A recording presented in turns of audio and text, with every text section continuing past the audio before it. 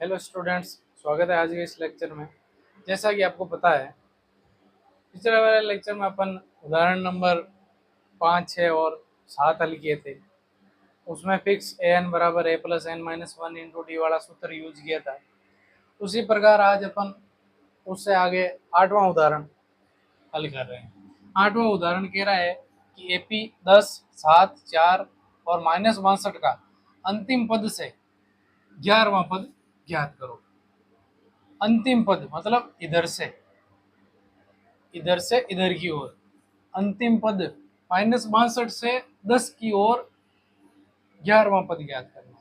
ठीक है, तो सबसे पहले एपी है, जैसे कि अपने भाई क्वेश्चन के अकॉर्डिंग तो एपी है 10, 7, 4 माइनस का 62, -62 तक ये संख्याएं हैं।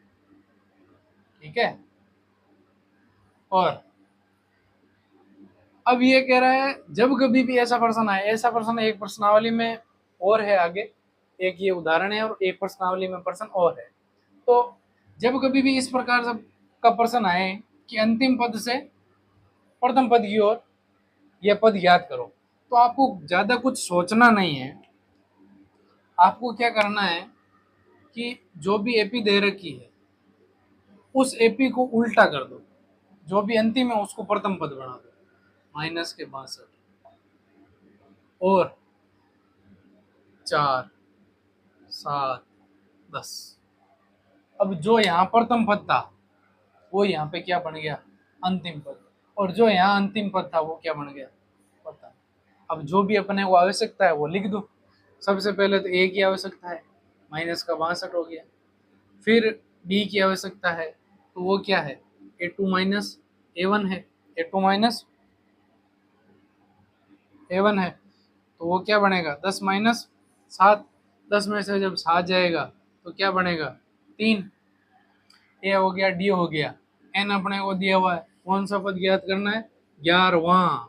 तो एन है 11वां और एन अपने को बेटा ज्ञात करना है। आगे बात समझ में, फिक्स है वही सूत्र, ए एन बराबर A plus N minus one into D. A N ज्ञात करना है, ए का मान क्या है यहाँ पे, -62 plus N minus one, n कितना है 11, -1, डी कितना है 3। तो जब इसको हल करेंगे, -62 प्लस 11 में से ए गए तो बच गए 10 गुणा 3, -62 प्लस के 10 गुणा 3 कितने हो गए 30, बचेंगे कितने बेटा, -32। एन क्या है, -32। तो अपन ये बात लिख देंगे कि अतः अंतिम पद से 11वां पद, या फिर सीधा भी लिख सकते हो 11वां पद माइनस के 32 है। 11वां पद माइनस के 32 है। आगे बात समझ में, कुछ नहीं किया, जो भी एपी दी हुई थी उसको क्या कर दिया, सीधा उल्टा कर दिया। उल्टा मतलब जो अंतिम पद था उसको प्रथम पद बना दिया, या कई अंतिम पद से रहा है, ऐसा करो ना, अंतिम पद को आप प्रथम पद ले लो। तो जो ये प्रथम पद, इसमें से डी निकाल लेंगे और एन अपने को दिया हुआ है ए एन, जब मान रखेंगे तो एन का मान आएगा -32। आगे वाला उदाहरण क्या कह रहा है कि रुपए 1000 की एक धनराशि 8% वार्षिक साधारण ब्याज, 8% वार्षिक साधारण ब्याज पर निवेश की जाती है। प्रत्येक वर्ष के अंत में ब्याज परिकलित कीजिए। 1000 रुपए अपन ने किसी को दिए और 8% साधारण ब्याज पर दिए। किसी व्यक्ति को अपन ने 1000 रुपए दिए और वो 8% साधारण ब्याज पर दिए। वो कह रहा है प्रत्येक वर्ष का ब्याज ज्ञात कीजिए। जो भी अपन प्रत्येक वर्ष का जितना ब्याज बनता है 1000 रुपए के हिसाब से, वो ब्याज ज्ञात करना है।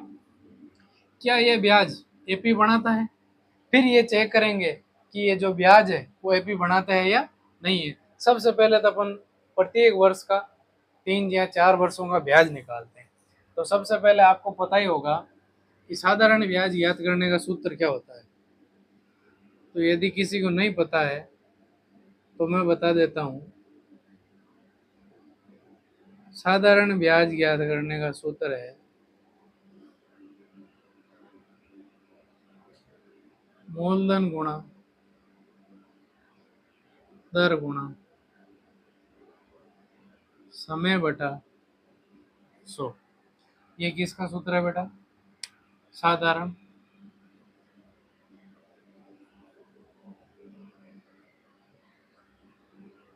ब्याज। किसका है? साधारण ब्याज का। तो सबसे पहले अपन लगभग 4 वर्षों का साधारण ब्याज ज्ञात करेंगे।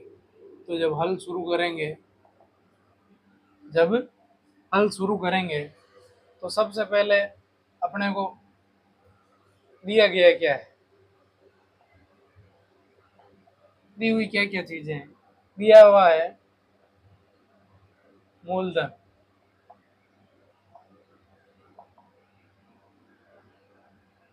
1000 रुपये और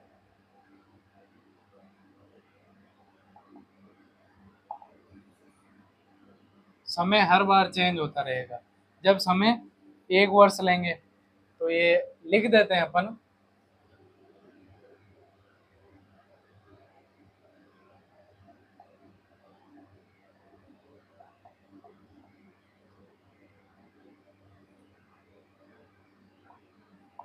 पहले वर्ष का साधारण ब्याज। पहले वर्ष का जब साधारण ब्याज निकालेंगे तो सबसे पहले क्या रखेंगे? मूलधन। ये रख दिया मूलधन गुणा दर। दर ये रही 8% गुणा समय। समय सबसे पहले वर्ष का साधारण ब्याज में एक ही रहेगा बटा 100। ये 2 जीरो से ये 2 जीरो कट गए और ये बन गया अपना 80। कितना बन गया? 80। फिर अपन यही सेम किसके लिए निकालेंगे? दूसरे वर्ष का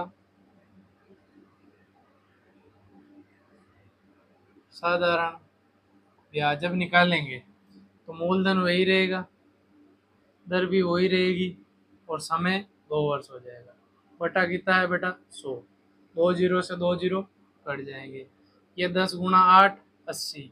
80 गुणा 2 160। तो जो दूसरे वर्ष का साधारण ब्याज है वो कितना हो जाएगा? 160। इसी प्रकार अपन निकालेंगे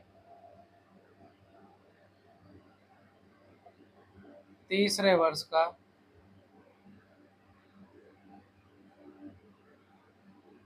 साधारण ब्याज। तीसरे वर्ष का जब साधारण ब्याज लिखेंगे तो मूलधन 1000 गुणा दर 8 गुणा में समय 3 वर्ष बटा में 100। 100 2 जीरो से 2 जीरो कट गए। इधर देखो 10 गुणा 8 80। 80 गुणा 3 ये आगे 240। इतने आगे पे 240। अपने को मैक्सिमम 3 पद तक निकालते हैं तो भी पता चल जाएगा कि ये समांतर श्रेणी में है या नहीं है। इसी प्रकार जैसे चौथे का निकालेंगे, पांचवे का निकालेंगे तो आगे बढ़ता हुआ जाएगा। जैसे पहले वर्ष में साधारण ब्याज है 80, दूसरे वर्ष में आया 160, तीसरे वर्ष में आया 240। ऐसे ही ब्याज जो है वो आगे आगे बढ़ता जाएगा। फिर कह रहा है कि क्या ये ब्याज एपी बढ़ाता है? अब इस ब्याज को अपन एपी के रूप में लिखेंगे। लिखो देखें, एपी के रूप में जब लिखते हैं तो सबसे पहले ब्याज आया 80, फिर आया 160, फिर आया 240। ऐसे ब्याज आगे चलता जाएगा। आई बात समझ में? फिर ये कह रहा है यदि ऐसा है तो इस तथ्य का प्रयोग करते हुए 30 वर्षों का अंतिम ब्याज। 30 वर्षों का ब्याज निकालने के लिए सबसे पहले आपको पता है कि अपन ने को ये चेक करना पड़ेगा कि ये जो है, ये जो संख्याओं की सूची दे रखी है वो एपी में है या नहीं है। अगर ये संख्याओं की सूची एपी में है ही नहीं तो फिर आगे ब्याज ज्ञात करने का कोई, आगे 30 वर्षों का ब्याज ज्ञात कर ही नहीं सकते अपन। भाई जब डी का मान सार्वभौमिक समान नहीं आएगा तो फिर ये तो एपी है ही नहीं। तो पहले इसको चेक करेंगे कि ये एपी में है या नहीं है। एपी में चेक करने के लिए आपको बताया गया है कि यदि सार्वभौमिक का मान, 2 बार सार्वभौमिक निकालो और सार्वंतर का मान यदि समान है तो कह देंगे कि ये एपी में है, और यदि एपी में है तो फिर कह रहा है कि इन्हीं संख्याओं की सूची का प्रयोग करते हुए आगे के 30 वर्षों के अंत में ब्याज कितना बनेगा वो ज्ञात करना है।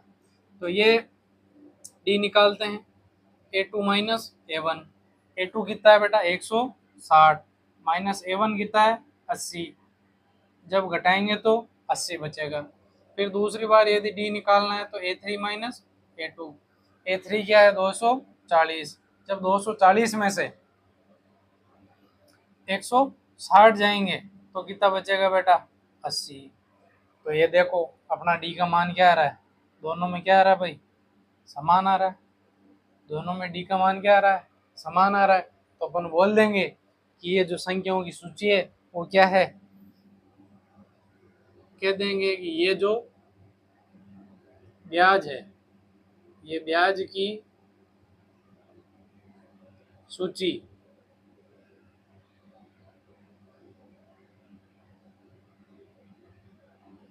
में सार्वंतर डी का मान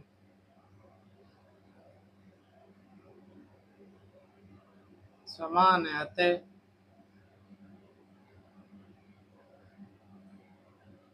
ये सूची एपी में है। अपन ये यहाँ पे देखो ये एपी बनी संख्याओं की सूची, और फिर इसमें डी का मान निकाला तो ये डी का मान क्या आया समान आया। डी का मान समान आया तो अपन ने कह दिया ये ब्याज की जो सूची तैयार की है इसमें सार्वंतर डी का मान क्या है समान है, अतः ये सूची एपी में है। अब ये देखो एपी में है तो अपने को कह रहा है कि इसी तथ्य का प्रयोग करते हुए 30 वर्षों का ब्याज ज्ञात करना। 30 वर्षों का ब्याज ज्ञात करने के लिए देखो सबसे पहले ए कितना है अपने पास में इस एपी में 80, और फिर डी का मान भी कितना है बेटा 80, क्योंकि डी का मान अभी भी निकाला अपन ने यहाँ पे, डी का मान भी है 80, और कितने वर्षों एन का मान है अपने पास में 30 है, तो ए डी और एन ही चाहिए, ए एन ज्ञात करना है। 30 वर्षों का अंत में ब्याज कितना बनेगा वही ज्ञात करना है। तो सूत्र है एन बराबर A plus N minus 1 into D. तो ए का मान है 80, ए का मान कितना आ गया 80 प्लस एन का मान आ गया 30 माइनस 1 गुणा 80, गुणा कितना आ गया 80। फिर ये क्या बनेगा 80, 30 में से ये गया तो 29, 29 गुणा 80। अब देखो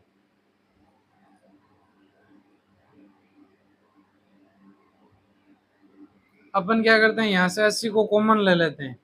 जब अपन यहाँ से कॉमन लेंगे तो यहाँ बचेगा 1 प्लस यहाँ बचेगा 29, तो क्या बन जाएगा 80 गुणा 30, तो क्या बनेगा 8 या 24, तो 24 और ये 2 जीरो, और ये क्या आ गया एन का मान। जब 80 और 30 को गुणा करेंगे तो आएगा 2400। तो अपन ये कह देंगे कि 30 वर्षों के अंत में ब्याज 2400 रुपये हो जाएगा, अतः 30 वर्षों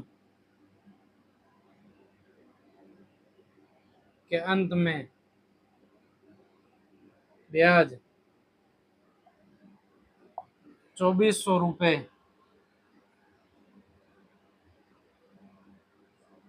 हो जाएगा। आई बात समझ में?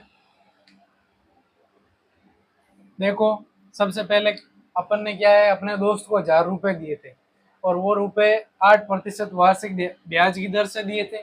फिर ये कह रहा है कि उन्हीं ब्याज के प्रत्येक वर्ष में कितना ब्याज बनता है वो ज्ञात करो।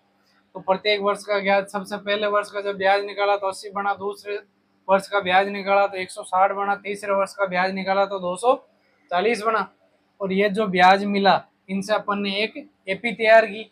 जब ये एपी तैयार की तो ये संख्याओं की सूची है, इस संख्याओं की सूची को पहले चेक करेंगे कि ये एपी में है या नहीं है। तो चेक करने के लिए डी का मान निकाला, डी का मान निकाला तो डी का मान समान आया, तो तो अपन ने कह दिया ये जो ब्याज की सूची है वो ब्याज की सूची में सार्वंतर का मान समान है, तो ये एपी में है।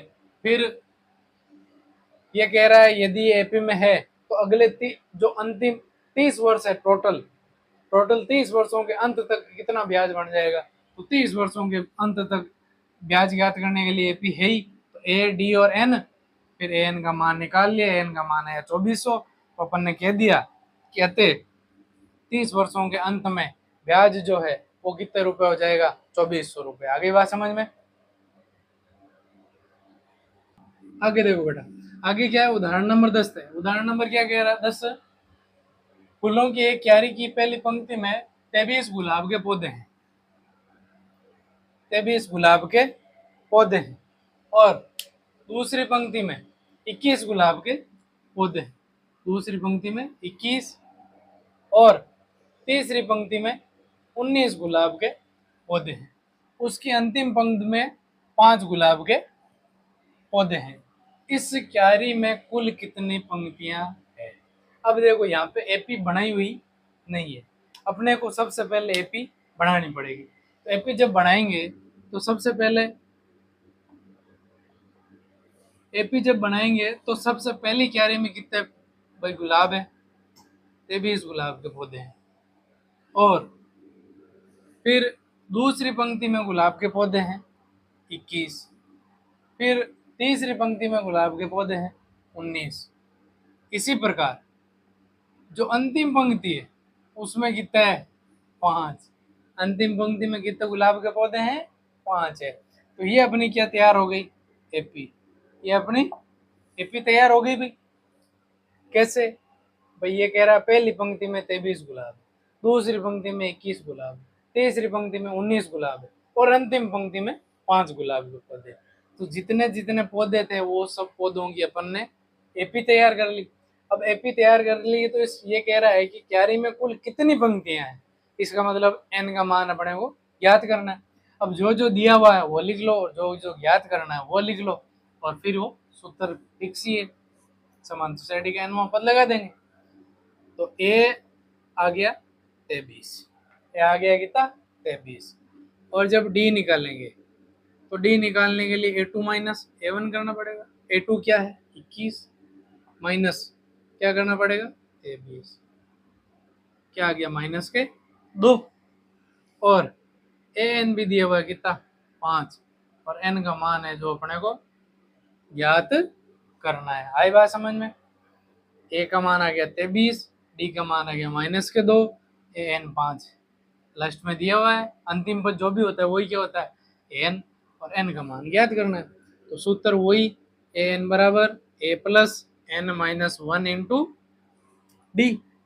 तो जब ए एन का मान अपने पास में है वो रहा 5, ए का मान ये रहा 23, एन का मान ज्ञात करना है, डी का मान ये रहा माइनस के 2।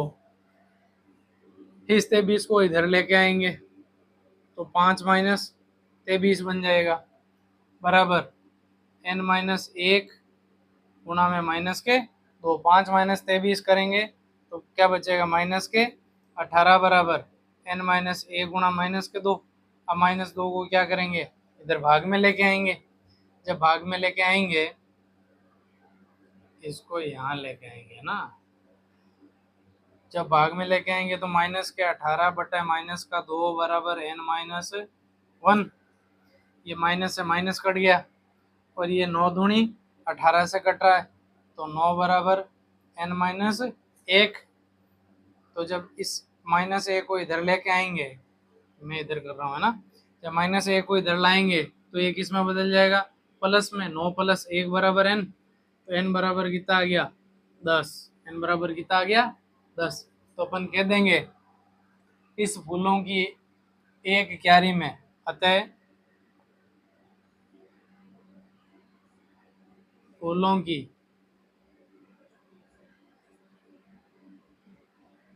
एक क्यारी में कुल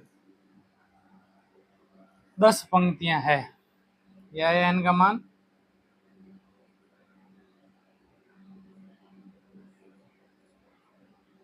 दस पंक्तियां है। ये पूछ रहा था कि कोई माली है जिसमें मान लो ये एक क्यारी है, ये क्यारी में सब में पौधे लगाए हुए थे लाइन से, ठीक है, लाइन से सब में पौधे लगाए हुए थे, और ये कह रहा है पहली क्यारी में इतने पहली पंक्ति में इतने पौधे हैं, दूसरी पंक्ति में इतने हैं, तीसरे में इतने, और लास्टवीं पंक्ति में इतने हैं। तो कुल मिलाकर के बताओ कि इसमें जो एक क्यारी है, जो एक क्यारी बनाई है, उसमें कुल मिलाकर के कितनी पंक्तियां हैं। तो इससे अपन ने सबसे पहले एपी तैयार की, एपी तैयार की, फिर इस एपी में जो जो मान मिले वो मान लिख लिए, और फिर एन का सूत्र लगा के एन का मान जब निकाला तो कितना आया 10। तो लास्ट में अपन ने कह दिया कि अतः फूलों की एक क्यारी में कुल मिलाकर के 10 पंक्तियां है। कुल मिलाकर कितनी पंक्तियां बेटा 10। तो इन प्रश्नों को घर पे जाके प्रैक्टिस करना। और जय हिंद जय भारत।